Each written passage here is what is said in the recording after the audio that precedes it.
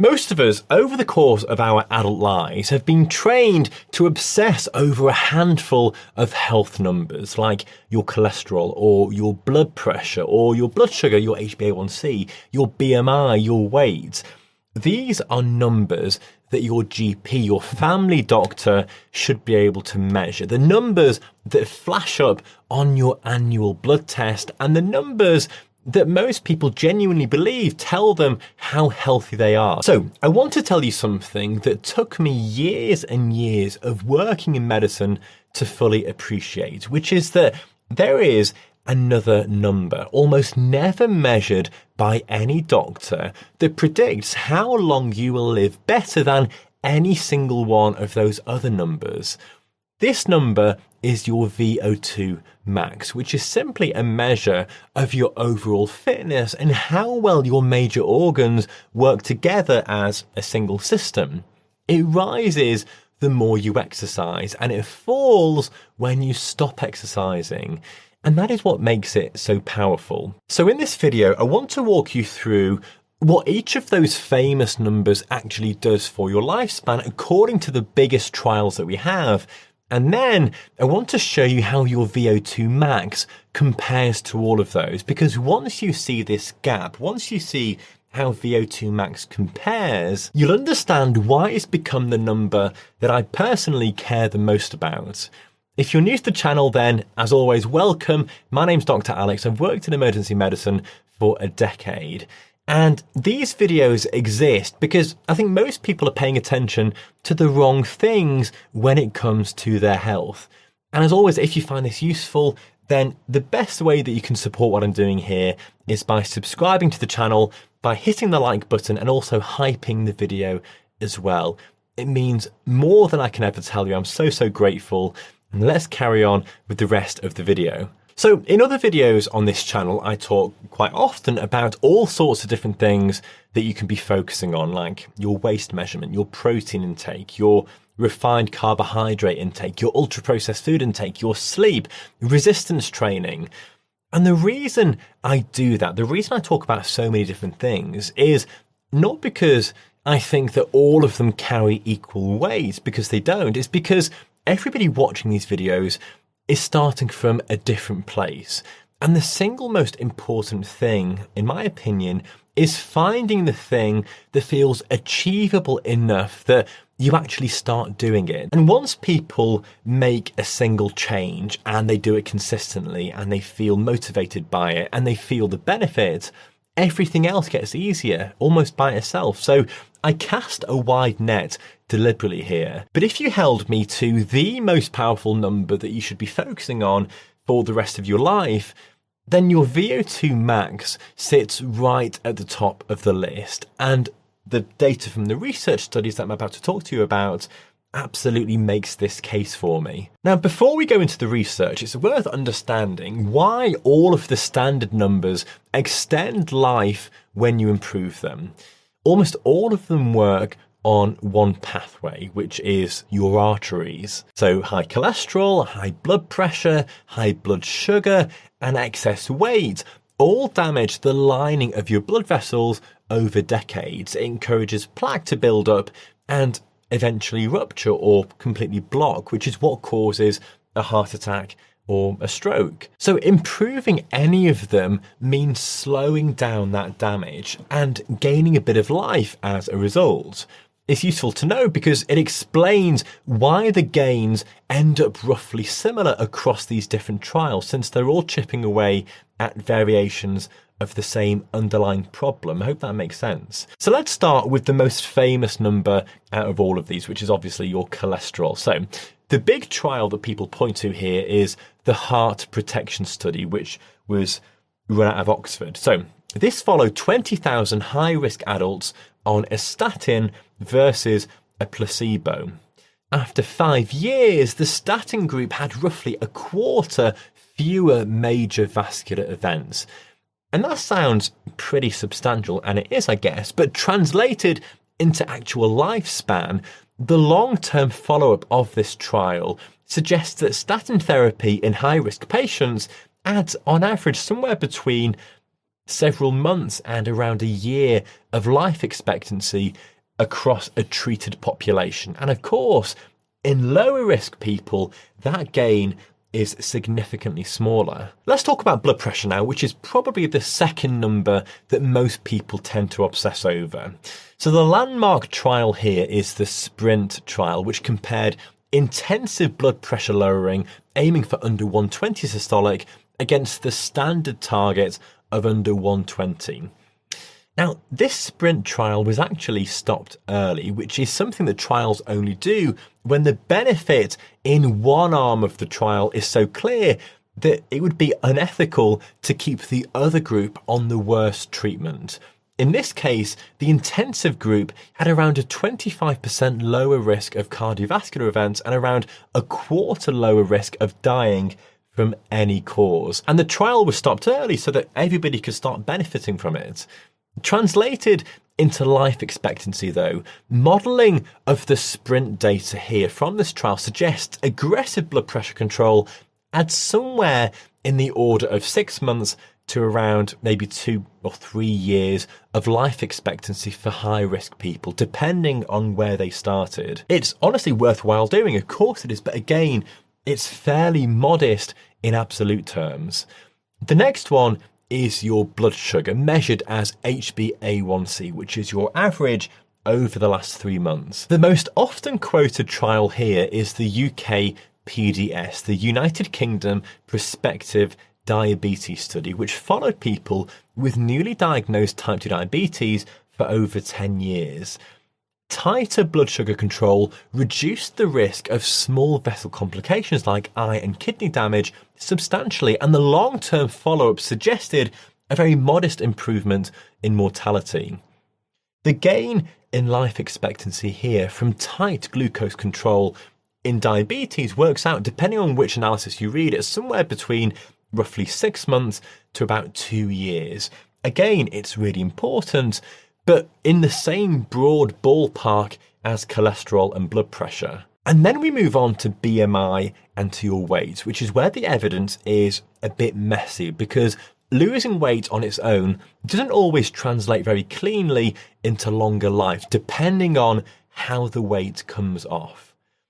Bariatric surgery trials, where people lose significant amounts of weight because of weight loss surgery, suggest somewhere between 3 and around 6 years of life gained in severely obese patients, which is one of the bigger numbers in this entire field. But for more modest weight loss, in the order of maybe 5 to 10% of your total body weight, large observational analyses suggest something more like 1 to 2 years of additional life expectancy. It's helpful, it's useful, but again, it's on the same scale as the others. Now we've got to look at VO2 max. So those ones are the heavyweight numbers, with each of them buying you somewhere between several months and a couple, maybe 3 years of extra life.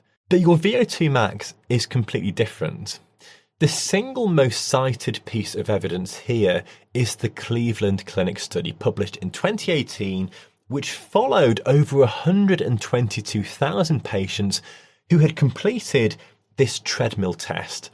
They divided people into fitness categories from low to elite, and what they found was so interesting. So people in the lowest fitness band had a risk of dying that was roughly 4 times higher than those in the elite category. Let me say that again, 4 times higher. It is enormous. To put that into the same context as the other numbers, moving somebody from low fitness to just a good level of fitness was associated with something in the region of 3 to 5 extra years of life. And for those who reached the very top, that gap got wider still.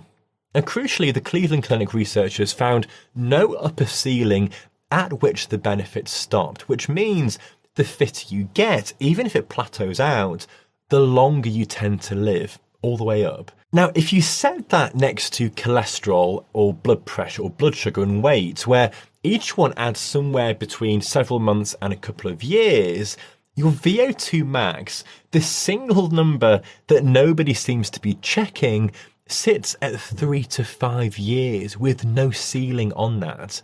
Nothing else on the standard health check comes even close to that. And honestly, getting fitter is arguably one of the easier things to do compared to overhauling exactly which foods you eat, working out which cholesterol sort of lowering plan to follow, and tracking half a dozen blood markers. Getting from poor fitness to good fitness is, for most people, one of the most straightforward and satisfying things that they can change. And getting fit also helps every other system as well. And there's a really important point that's worth understanding here, because it explains why VO2 max matters so much on top of the other numbers. So when you change what you eat, and when you sleep better, and when you manage your stress, and when you lose a bit of weight, you are simultaneously improving your blood pressure, your cholesterol, your HbA1c, and your weight all at once. Those lifestyle levers all overlap, they all help each other, and they all chip away at that same arterial damage that I mentioned at the start. But none of them on their own meaningfully improve your fitness. Cardiovascular fitness sits in a completely separate space, and the only thing that raises your fitness is exercise. So you can be doing everything right, you can be eating beautifully, you can be sleeping well, you can be getting your bloods in good shape, and you would still be missing out on a huge part of the story if you weren't actually exercising. That is the gap that really needs to close. And the reason VO2 max is so powerful is that it isn't really a measurement of just one thing. It is a measurement of how well your entire body works together. Your lungs pulling in oxygen, your heart pumping it around, your blood vessels delivering it, your muscles receiving it, the tiny mitochondria inside your cells burning it for energy. If any single link in that chain weakens, your VO2 max drops. So when you raise this one number, you are improving the underlying health of your cardiovascular system, your metabolic system, your musculoskeletal system, and the cellular machinery in every organ all at once. That is why it captures so much of your risk in a way that a single blood test never can. Now, there is also a really important point about reserve here, particularly as you get older. The bigger the engine you carry into your later years, the bigger your VO2 max, the more you have in the tank when things go wrong. And things do go wrong eventually for everybody. We will all develop an illness or a fall or be admitted into the hospital and have a stretch of bed rest. But the person who walks into their 70s with a strong cardiovascular system has the reserve to bounce back from these setbacks. The person who walks in with a weak cardiovascular system, a low VO2 max, often comes out the other side more frail and looking considerably older as well. Almost every single number that we measure on your blood test can be moved with a medication. But your VO2 max can only be moved by your own effort. But the rewards for doing the work are larger than for anything else. So if you're sitting at home watching this video wondering where to put your finite amount of energy into trying to become healthier, this is the answer that I keep coming back to. Yes, you've got to look after your cholesterol and your blood pressure and your blood sugar, your weight. Obviously, none of these things are unimportant. Each of these things buys you something, and just as importantly, the lifestyle habits that improve one tends to improve all of the others as well. So the small gains stack on top of each other. If you do all of these things together, then you can comfortably add several years of life expectancy without doing anything heroic or anything drastic. But understand the relative scale here. VO2 max sits at the top of this pile, and the only way you reach it is to actually move your body. And this doesn't mean doing horrendous punishing workouts or doing CrossFit or high rocks. The recipe for raising your VO2 max And any decent smartwatch can track this, and whenever you exercise, you will see that number gradually increasing. It's such a good thing to have a smartwatch because you can see it in real time. It's fairly simple. You've got to move your body regularly with a base of easy aerobic work most days of the week. The kind of pace where you can hold a conversation, what we call zone 2 aerobic training. And again, your smartwatch will tell you what zone you're in based on your maximum heart rate. On top of that, you want to add 1 or 2 harder sessions a week where you really push yourself for short bursts, what we call interval training or HIIT workouts. You also want to strength train at least twice a week to protect the muscle and the bones that this engine sits inside. And then if you do that consistently over years, that recipe will put you in the top end of fitness for your age group, and the lifespan gains will just follow on their own as long as you do that. But the bigger lesson I want to leave you with is this. The numbers that your doctor measures routinely are not the only numbers. They are not necessarily the most important numbers. They are just the tip of the iceberg. They are the ones that the system is set up to measure because they are easy to test in a clinic and they are easy to monetize. The more powerful number you have, the one with the deepest connection to how long you will live, is one that you have almost complete control over, and it never appears on a single blood test. And importantly, there is not a medication that you can take to improve your fitness or your VO2 max. So go and buy yourself a smartwatch. Go and treat yourself. Go and invest in something that will really motivate you to work out. I think this one cost a couple of £100, maybe 300, but you can get them considerably cheaper. Start exercising and watch your VO2 max climb. Treat it as